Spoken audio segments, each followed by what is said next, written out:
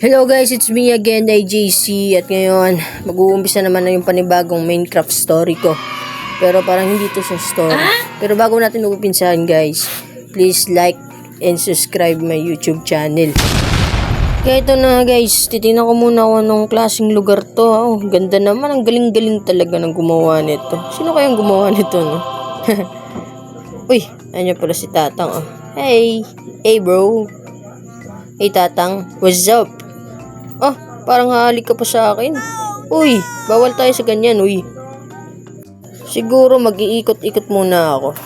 Ang ganda ng lugar na to, parang matino ata utak ng gumawa nito. Nasa mood ata yung gumawa nito. Pero guys, kung sino man nagnonood sa inyo, pwede ko kayo ma-shoutout dito. Shoutout kay yan. Ganun. At follow nyo lang ako dito guys, para let's be friends. Ayun, nag-English na ako. Pero teka lang maghanap-hanap lang ako ng mga... Parang may nakita kasi ako kanina na mga isda. Woohoo! Uy, dami palang tao dito. Lalo na mga hayop. Ayun it's a bird, it's a plane. Uy, wala namang isda. Ayun, pagong. Ayun, may tagabantay pa, guard yun. Okay. Pero ang ganda talaga ng telescope ko. Ayun grabe, pwede na manilip. Ay, bad yun. Bawal sa mga bata. Pero gamitin lang natin yung telescope para sa kabutihan, wag sa kasamaan. Okay. Pero parang may nakita ko dun sa kabila, parang ang liwanag. Ayun puntahan natin yun guys, tingnan natin kung anong meron dun. Ang liwanag kasi. Grabe, tingnan mo ang sisipag ng mga tao dito. Lahat sila busy sa mga ginagawa nila. Ayun. Ay, meron pala ditong palaisdaan. Uy, tsaka bee Wow, ang ganda. Ganda dito. Parang first time ko Ay, nako. Punta tayo dito. Ayun. Lo, may bakod. Ano ako makalabas nito? Parang ang dilim dito Ay, uy, may pumapana. Gagi. Ayun. Aray. Putiks. Meron pala mga skeleton dun. Tingnan ko nga. Gamitin ko yung magic telescope ko. What? Asan sila? Ayun. Teka. Ay. Tanga naman ako. Parang hindi pa ako marunong gamitin tong telescope ko. Ayun. Kambal sila Tsaka nagbabantay sila sa labas. Paano kaya ako makapunta dyan? At tsaka, wow, ganda naman dito. Christmas na Christmas. At dyan naman sa labas, parang Halloween. Ay nako. Puntahan ko nga muna dito si Tatang. Makahingi ng pagkain. Nagugutom na talaga ako. Eh, konti lang ng tanim. Tingnan ko nga dito. Walang laman. Tatang, gutom na ako. Pagkain ka ba dyan? Mukhang hindi nagsasalita si Tatang.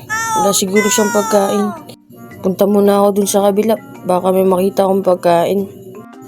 Ikaw lamang ang nasa isip ko, sinta. Sana'y...